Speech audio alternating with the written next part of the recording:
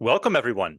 This is Inside Israel with Joel Chasnoff. I am Joel Chasnoff, coming to you tonight from Toronto, Ontario. Tomorrow night, I am performing for the Heschel Jewish Day School. And during the day, I'm actually speaking to some of the students, which is really nice. I'm always interested in hearing what middle schoolers are thinking about Israel, and that's what the conversation is. And it's actually part of their homework assignment. They had to go home and talk with their families. What questions do you want to ask of someone who's coming to us from Israel, someone who lives there, someone who was in the army, has a child in the army now in reserve duty, who's raising kids in Israel? And I always like that. I found that kids are hesitant to open up to a stranger that you just plop into a classroom. But if they've been given an assignment to come up with questions with their families, uh, it makes it a lot smoother, and I'm really curious to hear what they and their families want to ask. So I'll be with them tomorrow morning, and then tomorrow night, the actual comedy event itself for the Heschel School in Toronto. Today is February 27th, 2024, and the title of tonight's episode is The More Things Change. We're going to look at a few stories about how there's a lot of talk and chaos and movement on certain issues, but at the end of the day, there really isn't much change. And what does it mean that there isn't change on these issues in these areas? I must say that as I was putting this episode together, it occurred to me that this wasn't an especially big news week. I think it may have been, in my opinion, the quietest news week since October 7th.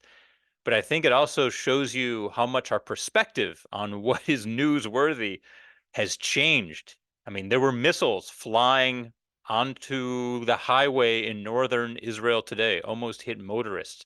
A military base in the north of Israel was struck by a Hezbollah missile, not causing damage, but nevertheless was hit. We found out some new information about October 7th and how it actually happened, or what we knew ahead of time, which actually relates to a really great question that one of you sent in that we'll get to.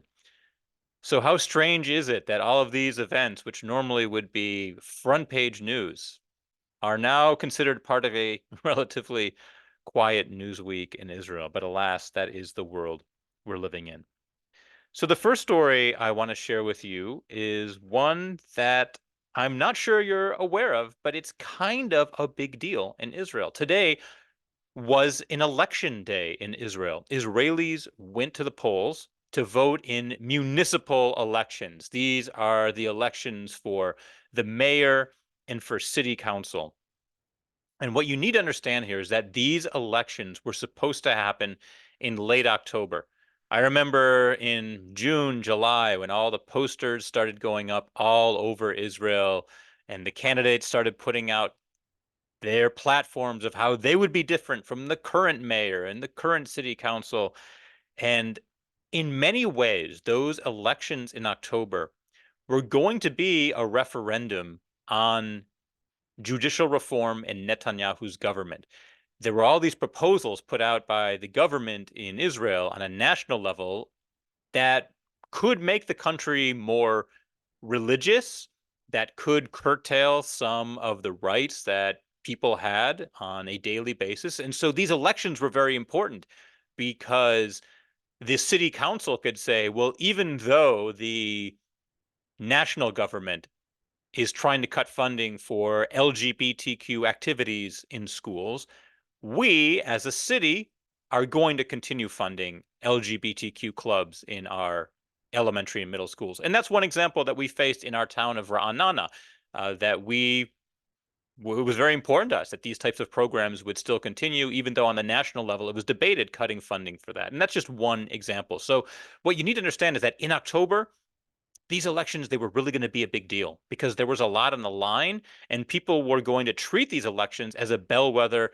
on the current Netanyahu government and on Netanyahu himself.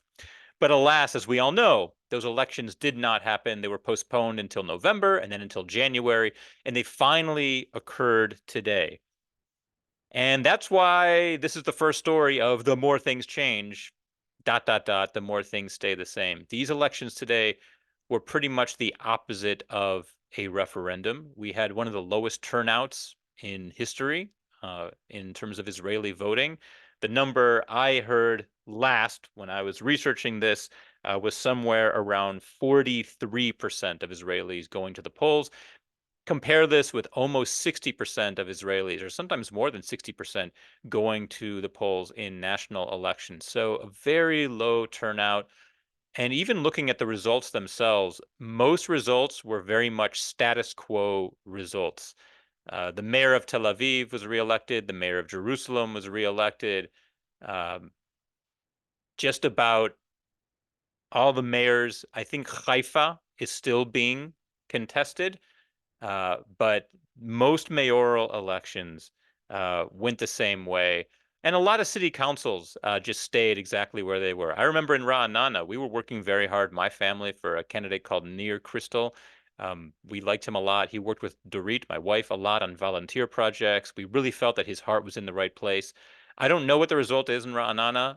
The last polls I saw did not have him winning. One of the issues is we have so many candidates that the sitting candidate tends to just win in a lot of these places. There's not a limit. So I think in Ra'anana we had 6, 7 candidates running for mayor, and if each of those 6 gets 10% of the vote, that leaves the incumbent with less than 50%, but still enough to win. So I guess my point here is that these elections were not the referendum they were supposed to be, and a lot of things are really just going to stay the same.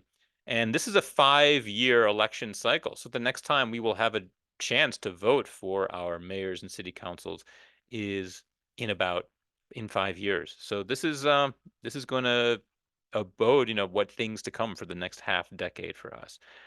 Just a little background. I also mentioned that in October, these elections would have been a bellwether on Netanyahu himself. Well, if anything, it seems like Netanyahu will benefit from these elections. Now, how can that be if public support for him is in the 20% or lower? Well, it's because the Likud party, in addition to being a very strong national party, also has a very strong game on the city level. So when you go from one municipality to another, Likud has a lot of just good machinery in place. It reminds me, I grew up in Chicago, reminds me of the old Daily machine where they knew what they were doing and had operatives on the ground, and they know how to run local campaigns as well.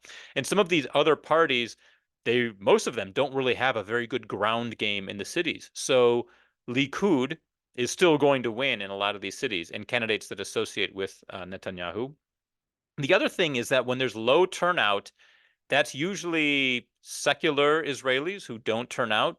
The more religious, specifically the ultra-Orthodox, what we call Haredi, the black hat and side curls, ultra-Orthodox, they always turn out in very strong numbers in elections. And I don't know why other Israelis don't wake up to this and say, we need to turn out as well to counter that vote. But time again, the ultra Orthodox do come out in very big numbers. And that's another reason why some of these right wing and religious parties will continue to stay in power. And it could actually benefit Netanyahu, whereas some of the more liberal and progressive ones are not going to overtake the incumbents. It's very much a status quo election from what I'm hearing so far. I do want to hone in on one city and just sort of give you an example of what I'm talking about more specifically. I bet a lot of you have heard of the area called Beit Shemesh. It used to be very tiny and sort of a bunch of rickety buildings on a hillside, sort of outside Jerusalem, in a very beautiful area of the country where I like to go hiking a lot. The beautiful Sataf forest is there. But Beit Shemesh has grown, and there are now 100,000 people in Beit Shemesh, a lot of Americans. So I would not be surprised if a number of you have either been to Beit Shemesh or have family or friends or living there. But Beit Shemesh is now about 100,000 people, and it's one of the most religious areas of the country.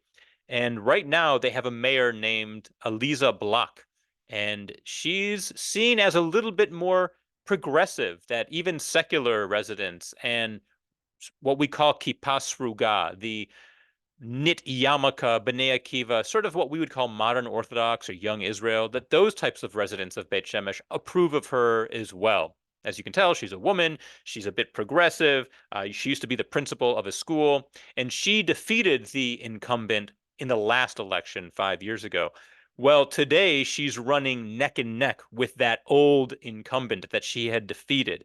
His name is Moshe Arbutal, and he is very strongly supported by Netanyahu and the right wing. And his whole philosophy is to make Beit Shemesh as religious as possible. So he's from the ultra-Orthodox background, and there's a good chance that he will defeat her and he will take back his post as mayor.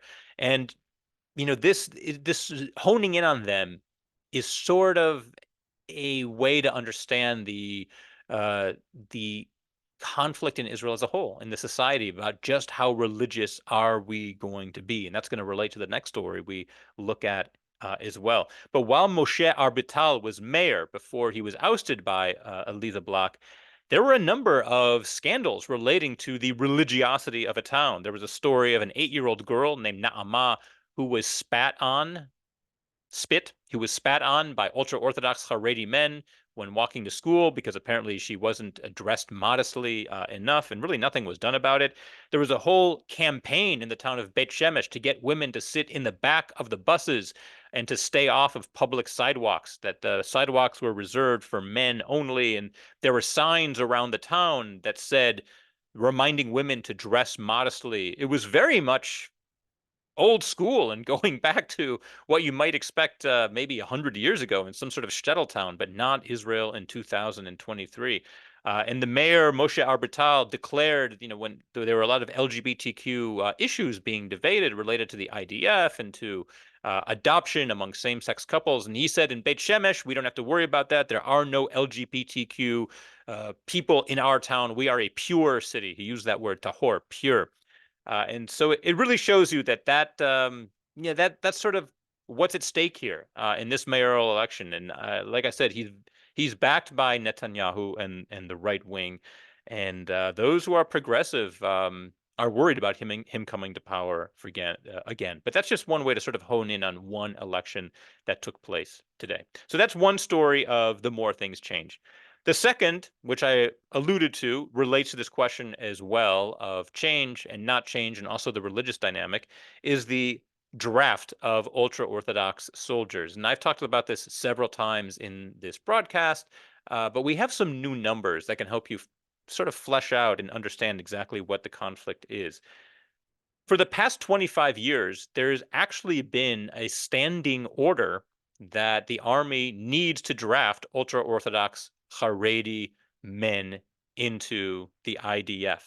But the government has always passed resolutions and put forth petitions, and they've managed to delay it for the past 25 years. And finally, this week, the High Court, the Supreme Court in Israel, there was a hearing and the government was present, and the High Court demanded that the government explain why they felt it was legal to keep passing those resolutions that do not draft Haredim, the ultra-Orthodox. In other words, the High Court was demanding that the government state once and for all why it believes that the ultra-Orthodox do not need to serve in the army. And they were given, I believe it's 2 weeks to come back with a reply. So they did not have to answer today, but they were forced now to give a reply within 2 or 3 weeks. And in addition to this, the court also asked, why, if they're not serving in the army, do you, the government, continue to fund their yeshiva studies? And this is millions of dollars a year that the government allocates to yeshiva students, yeshiva studies, the yeshivas themselves, their infrastructure, that they're giving to them while the Haredim, the ultra-Orthodox, are not serving. And we got some numbers that I think are really important here because we talk about it in general, but I think for the first time I heard the numbers themselves. And man, it was really shocking when I heard this. So in 2023, that's last year, 66,000 ultra-Orthodox men of military age, we're looking at 18 to 21, were given exemptions from serving in the army. So let's just say that again. 66,000 of the ultra-Orthodox were given exemptions from serving in the IDF. Meanwhile, as I pointed out, I believe 2 weeks ago, but it's worth repeating now. Meanwhile, in the past month, what has happened? The government has increased the length of service for those serving in the army from 2 years and 8 months to 3 years. So it's added an extra 4 months of service for men who are serving under mandatory conscription between the ages of 18 and 21. It increased the age for the reserve soldiers. So now, instead of getting out of the reserves at, I believe it's 45, it's now 50, and sometimes later, depending on what unit you're in. And also, they're drafting a number of 18-year-olds early. Actually, they're 19-year-olds. These are kids who went on gap year programs within Israel. It's called mechinot. And the army really loves it when kids go to these mechinot, sort of like gap year prep programs where you do volunteer work and you learn leadership skills. And in a lot of them, you do study Torah, and there are other academic components involved. But these mechinot, as they're called in Hebrew, they often produce the best soldiers, the ones who go on to be commanders and officers, because they have that extra year of maturity beneath them. And they've gotten very competitive to get into now. You can't just pay your way in. You have to apply and have interviews. So it's a serious gap year program, and there aren't that many of them in the country. And the Army announced that in April, students usually stay in these gap year programs through June. But in April, many of them will have their studies and their programs cut short so that they can go into the Army starting in May, June, and July. So while 66,000 of the ultra Orthodox are getting exempt and getting money to serve in to study in the yeshivas, these other students in their gap years are having their gap years cut and being sent to the Army directly. And they were going to go anyway. They were just going to go in August and September instead of in May, June, and July. Why are they going? Because we have a shortage of troops right now. We have actually double the number of soldiers in Gaza we have on the northern border right now. So the northern border is where we are concentrating our forces more and more. I know you think I'm the boy who cries wolf, but the war with the North is coming at some point, and we're preparing for that by putting more and more troops there. Reserve soldiers who are released from Gaza are told, have a nice 2 or 3 months. We're going to see you again this summer because it's expected they'll be called up again for this war. And meanwhile, the others are getting exemptions. But that is why we need more soldiers. That is why this is happening, is because we have such a large military need right now that frankly we weren't prepared for. We didn't think we would need to fight a war on what's looking like two fronts. So what are we doing about this draft policy? Well, we actually had a proposal come out this week. And as you know, in the War Cabinet, we have these two emergency members of the War Cabinet. These are former generals, Gantz and Eisenkot, who many Israelis are grateful that they were there. They would not trust Netanyahu to run this war on his own. But having these two generals, and not just former generals, but very respected chiefs of staff in the War Cabinet, reassures a lot of Israelis that the war is being fought properly and for the right reasons and without extra political motivations. And I want to remind you again that Eisenkot lost his own son in this war, and a couple days later, he lost his nephew. So he has a very personal stake in this war as well. It's touched him personally. So they put forth a proposal. Gantz and Eisenkot, these two generals, emergency members of the War Cabinet, put forth a proposal for how to draft the ultra Orthodox, because you can't do it all at once. You cannot next year say, all right, 60,000 who ordinarily weren't serving, we are going to draft you all. Logistically, that simply wouldn't be possible. I don't think we have the uniforms, the equipment, or even necessarily the jobs for 66,000 right away. But more importantly, and this can't be overlooked, they don't have the army culture. You know, everyone else in Israel grows up knowing that they will serve in the army. And even kids in elementary school, middle school will start talking about what they might do in the army. The way maybe kids in high school or middle school in America might talk about what they want to study in college. And certainly now, with all the pressure of college, it begins earlier and earlier. Kids in Israel are aware they're going to the army. They have brothers and sisters who serve, cousins, their dads, moms were in the army. And so it's part of the national ethos. You know you're going. But for the past 75, almost 76 years, the ultra Orthodox have not had this culture of serving in the army. And it would be shocking to them and to us to have too many of them in the army at the same time. So we do need to go slowly and acclimate ourselves and acclimate them to army culture. You do not want to give M16 assault rifles to 66,000 ultra Orthodox Jews who've never been in the army themselves. You need to teach them the culture of holding a weapon and how sacred it is. In the army, we take very seriously the idea of purity of arms, the idea that the weapon can take a life as well as protect life. That's something all soldiers learn, and they need to learn that too. They have not been exposed to that. And especially with so much conflict between religious and non-religious, we need to be very careful about who we give weapons to among our religious community. I'm sorry that I have to say that, but it does need to be said.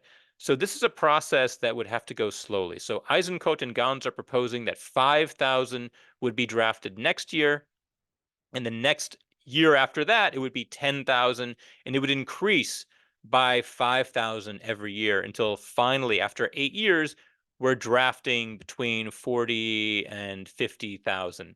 Now, I mentioned 66,000. What about that gap? That does imply that there are those who would not get drafted.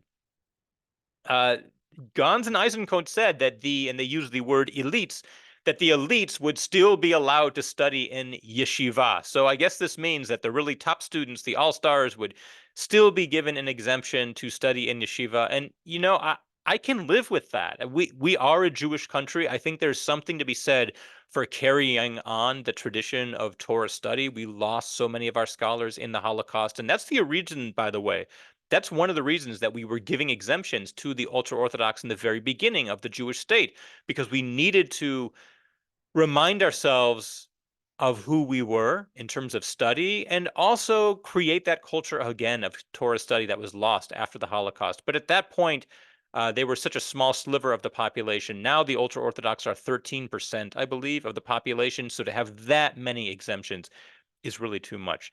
And Gans and Eisenkot also proposed that not everyone go to the army, that they go to national service as well, that could be an option. And I'm very much in favor of that. I love the idea of giving back to the country, of giving to a project bigger than yourself. I feel like America would benefit greatly from having some sort of national service. I don't see it happening here. I think here in America, the emphasis is too much on the individual and the idea of being told what to do. It just wouldn't go down well, even though I think for the health of the country, it would be positive. But in Israel too, religious girls, if they don't want to serve in the army, they can petition and do national service instead. And conscientious objectors, males who aren't comfortable serving in the army for philosophical reasons, for moral reasons, can have the option of serving in national service. This is volunteer work in hospitals, tutoring, other things for the good of the country. And don't get the wrong idea. For males, it's very hard to get this exemption. It's not given easily, but it is possible. And I think the more important point is that some of the ultra-Orthodox would have that option as well. The point is that while others are serving in the military and having their service extended, the ultra-Orthodox need to be doing their part as well. Now, will it actually happen? I don't know. There's so much politics. There's a lot of power and staying in power elements involved. That's why I think it's part of this conversation of the more things change and the more noise there is, the more things could just stay the same. But if it is going to happen, this could be the year that it does, because I think the pieces are in place. I certainly would be in favor of it, but again, we need to go slowly so we don't cause a shock to the system. So that's our second story on this topic. And our third is the hostage deal itself. I don't know how closely you're following the hostage ordeal, but right now, as you saw this, I'm sure Biden said that he hopes to have a deal wrapped up by the weekend or by next Monday or by next week, and we're not there yet. Here's what we're hearing right now. Right now, there's talk of a truce for 40 days. And in exchange for that 40-day truce, that ceasefire, Israel would release 400 in total Palestinian, you can call them prisoners, you can call them terrorists, but all of them have been accused of or found guilty of terrorist activity. What's very important to point out is of these 400 prisoners that Israel would be releasing, Many of them have blood on their hands, is the expression. Some for mass murder through terrorist attacks. So we are not just talking about women or teenagers who threatened or who had a knife and approached IDF soldiers with a knife. These are some of those who would be released are terrorists, convicted terrorists who have murdered numerous Israelis. In exchange for these 400, Israel would receive 40 of our Israeli citizens, sick, elderly, women, and the children that remain. And then during this 40-day period, we could renegotiate to try to get more prisoners released from their side and more of our hostages released. Specifically, female soldiers. We still have a number of female soldiers who are being held in captivity.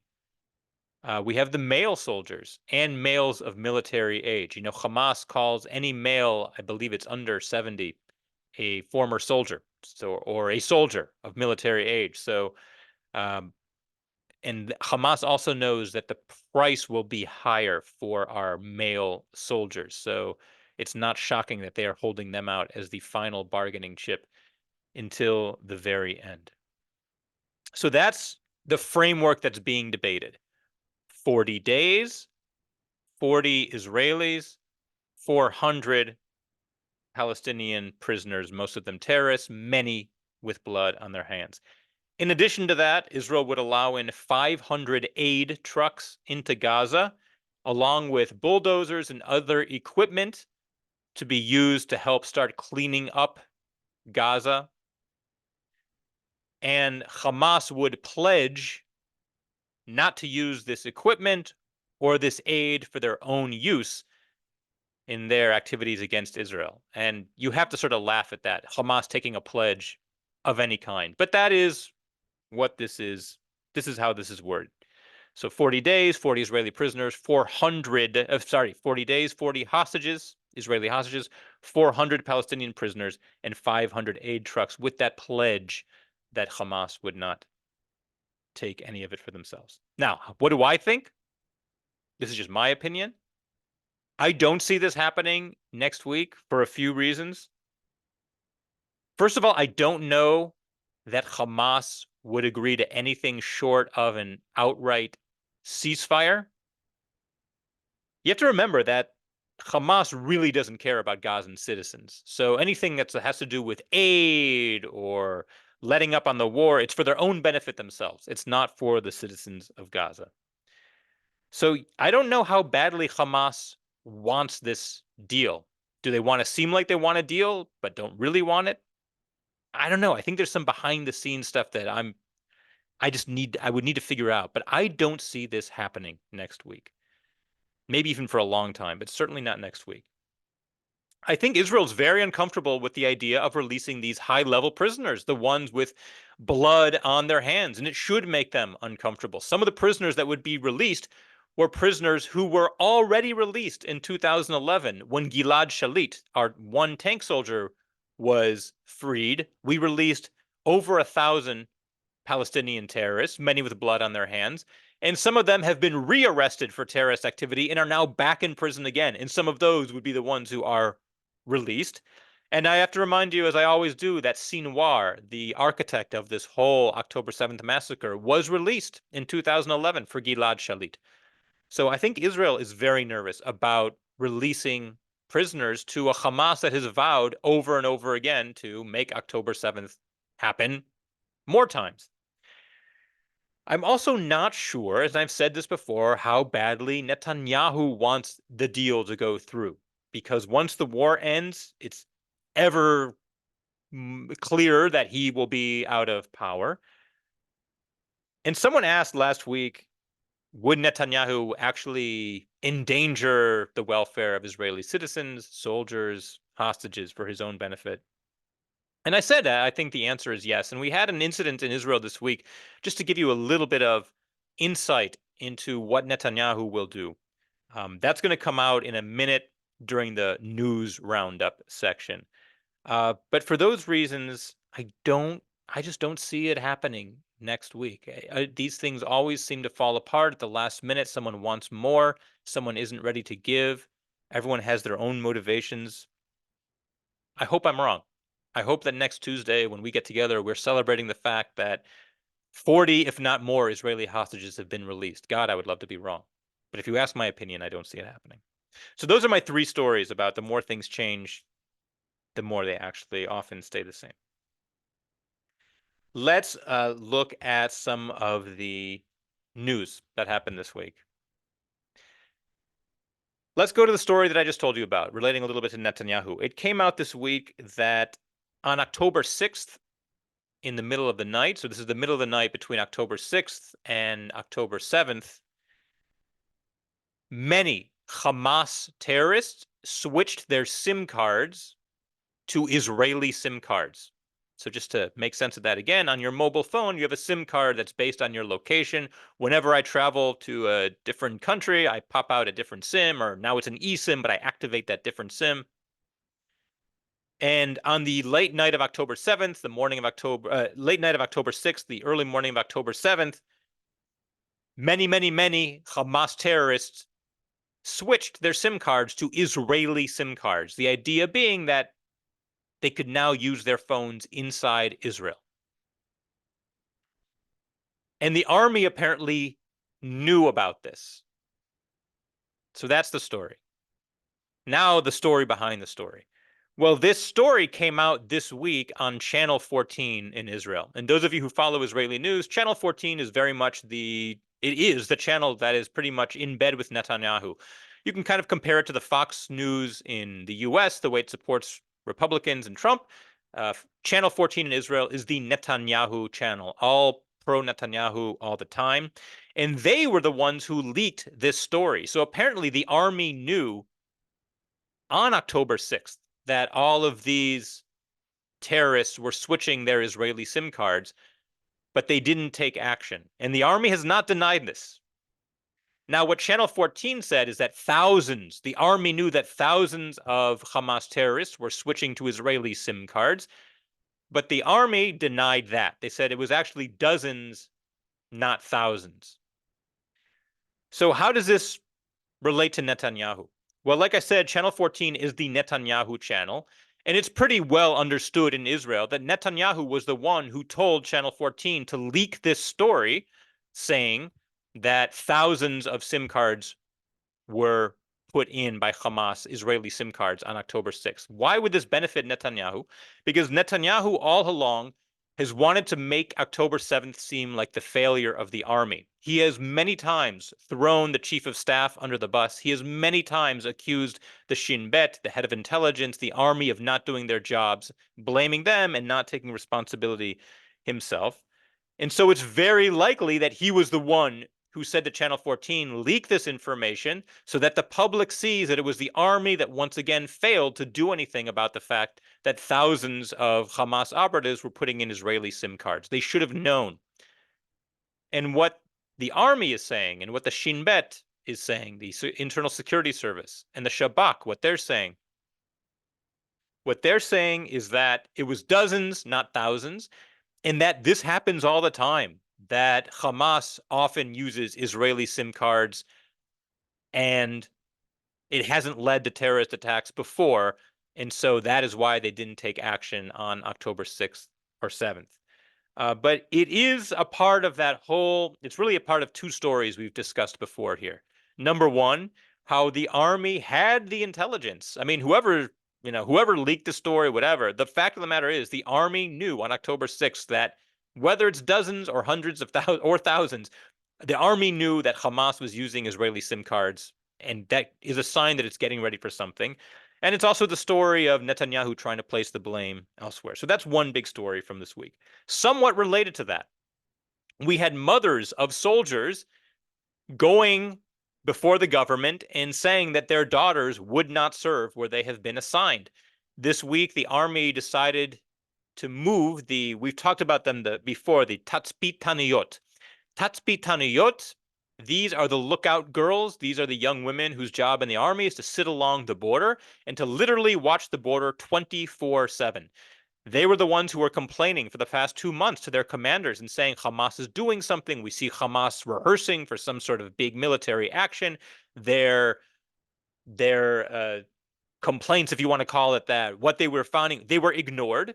And many believe it's because they were young women that they weren't paid attention to. But in any case, these Tatzpitaniyot are all along the border, and they're on the northern border as well. And this week, the army decided to move them even closer to the northern border so that they could get a better look at Hezbollah. And these soldiers refused to go. They said, we're not going close to the border because we saw what happened in the south when our soldiers were close to the border. Many of the soldiers killed on October 7th were these young women, Tatzpitaniyot, who were so close to the border, and they're not given weapons. And even since October 7th, young women on these bases have asked to have a weapon with them. So if the base is attacked, they can defend themselves. And the army has refused to give them a weapon.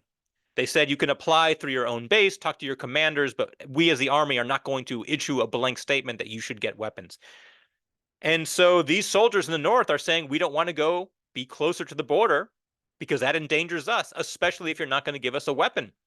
And their mothers went to the Knesset this week and said that we would rather our daughters go to jail and get 3 meals a day than be kidnapped by Hezbollah and held hostage where we don't know where they are. So this is a little controversy in Israel, but of course it's part of a bigger story of how are we treating our women soldiers? Should we be arming them? I believe we should have. My daughter served on the very same base that was attacked on October 7th. She thankfully was out before her service, before October 7th happened. But I've been to that base many times. It is right on the border. You can see Gaza over the fence. They should have weapons. The army should be arming these girls. And I can totally understand why the mothers would say that we support our daughters and we're willing to have them go to jail. And if they do go to jail, the mother said, if you go to jail, you're not going to have anyone to watch the border. So they're making a very strong statement here. But that was a little bit of a news story this week. Related to that is the story of Ori Magidish.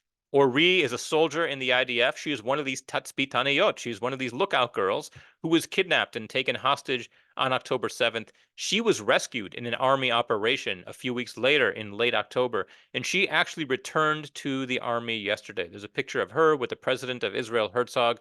She's going back to the unit, and this is a very heartwarming story for Israelis. You need to understand this represents really the best of what it means to be Israeli, that even in the worst of times, you put on the uniform and you go back. So Ori's story that she's going back to her service was very uplifting and a very moving story for many Israelis, including myself. I wanted to point that out.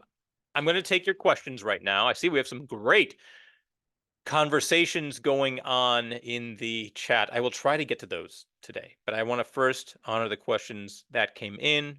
I chose for today's conversation, I chose 3 of the questions. There were many, but I chose 3. There was a lot of overlap, but these are the 3 I chose. Our first question comes from Orly. So Orly wrote, why is Israel not able to put pressure on other countries to help us get the hostages out? That's a great question. Why are other countries not advocating for the hostages? Orly asks. And I think there are 2 reasons.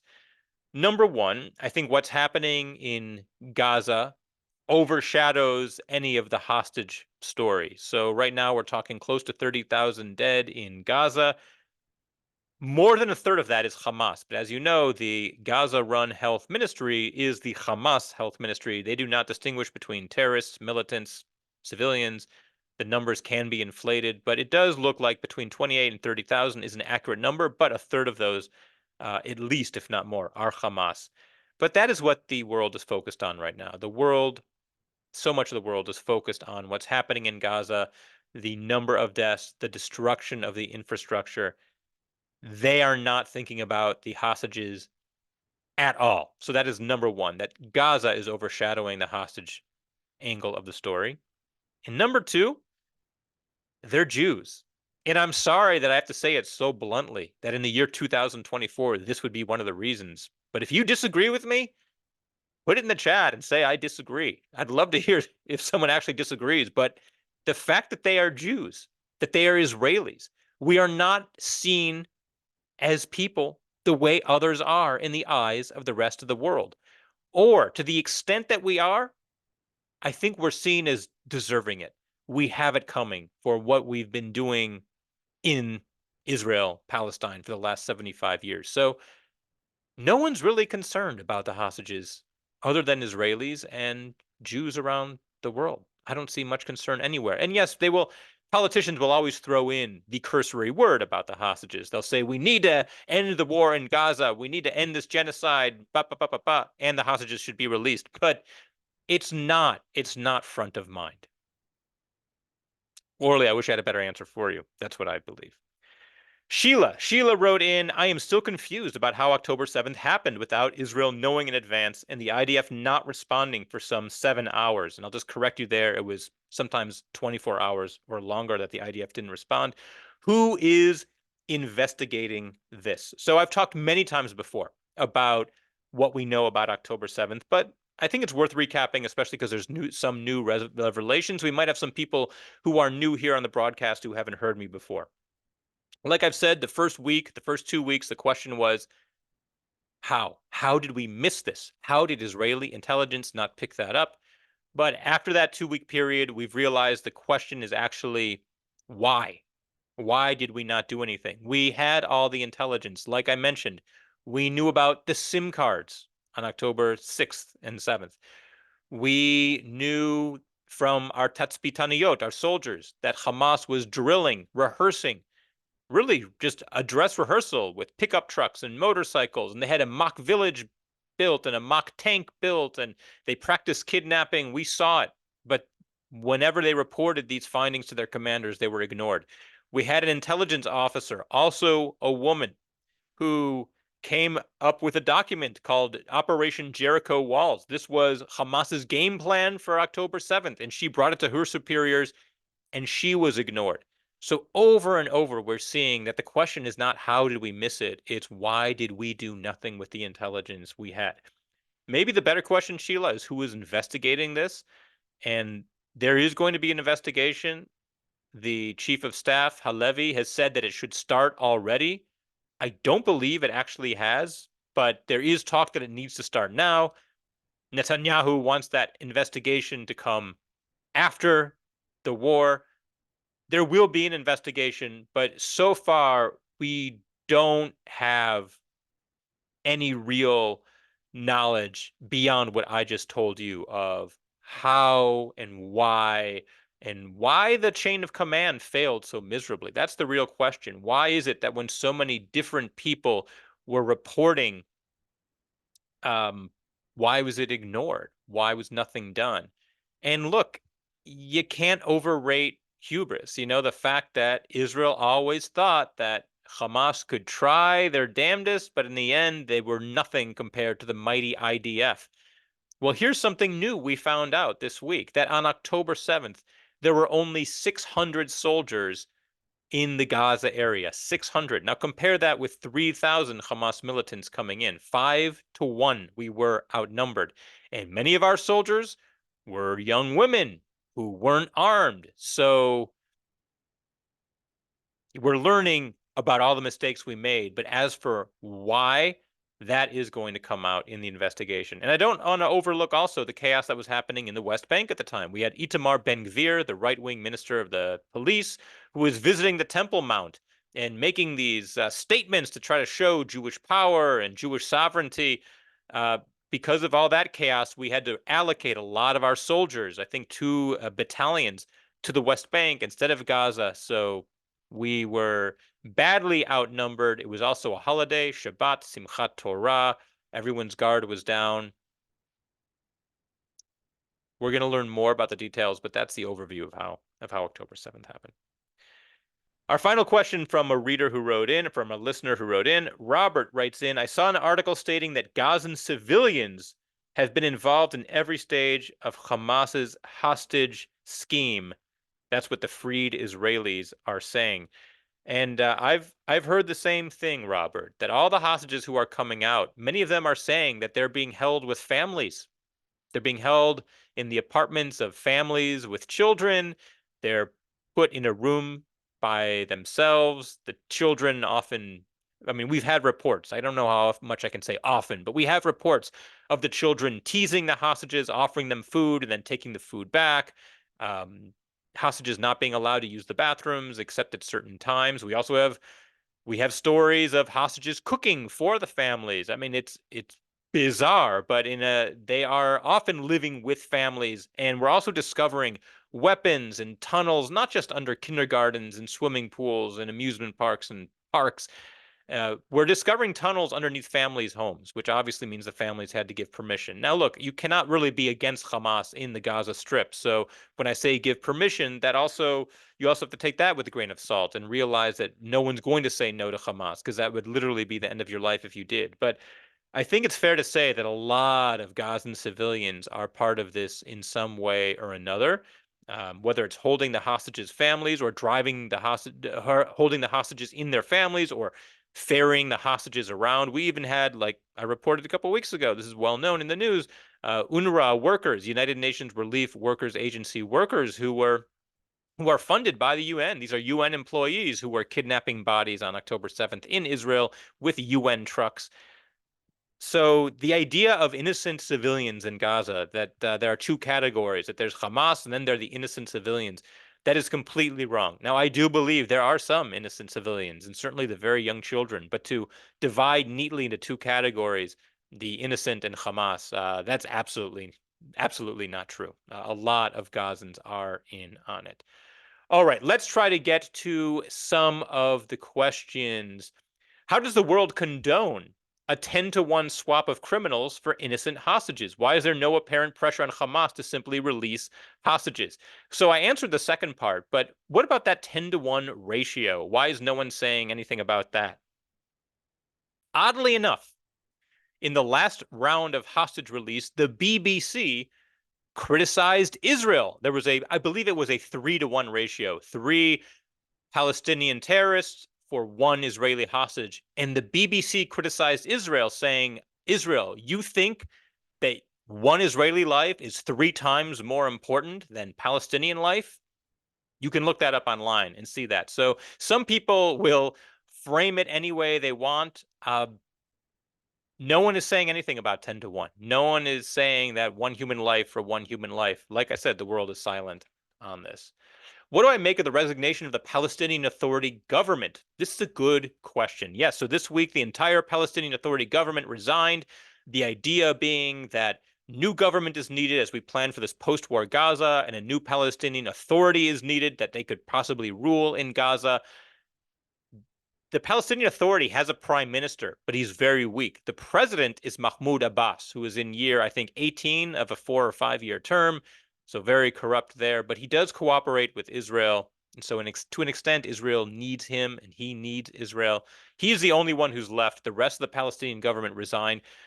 In Israel, they're saying it's going to be, again, the more things change, the more they stay the same. They don't see a lot of much of a big change actually happening on the ground because of it.